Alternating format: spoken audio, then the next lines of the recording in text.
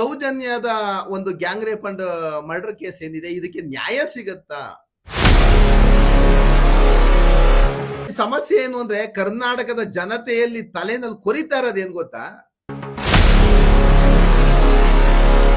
ಈ ಸಮೀರ್ ಅವರ ಒಂದು ಹೇಳಿಕೆಯನ್ನ ಕೊಟ್ಟಿದ್ದಾರೆ. ಕ್ಲೀನ್ ಆಗಿ ಅವ್ರ ವಿಡಿಯೋ ಏನಾಗಿದೆ ಅಂದ್ರೆ, ಕರ್ನಾಟಕದ ಜನತೆಯನ್ನ ಮನ ಕಲುಕುವ ವಿಡಿಯೋ ಚಿತ್ರಣವನ್ನ ಮಾಡಿ ವಿಡಿಯೋದಲ್ಲಿ ಹಾಕ್ಬಿಟ್ಟಿದ್ದಾರೆ. ಸಾಕ್ಷ್ಯಾಧಾರಗಳ ಕೊರತೆಯಿಂದ ಕೇಸು ಡಿಸ್ಮಿಸ್ ಆಗುತ್ತೆ, ಯಾಕೆಂದ್ರೆ ಎವಿಡೆನ್ಸ್ ಇಲ್ಲ.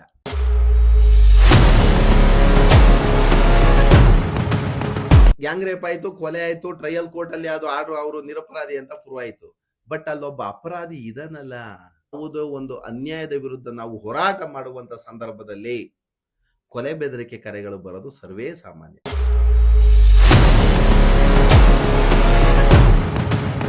ಹಾಗಾದ್ರೆ ತಪ್ಪಿತಸ್ಥರಿಗೆ ಶಿಕ್ಷೆ ಆಗೋದಿಲ್ವಾ? ಈ ಪಾಪಿ ಜನರ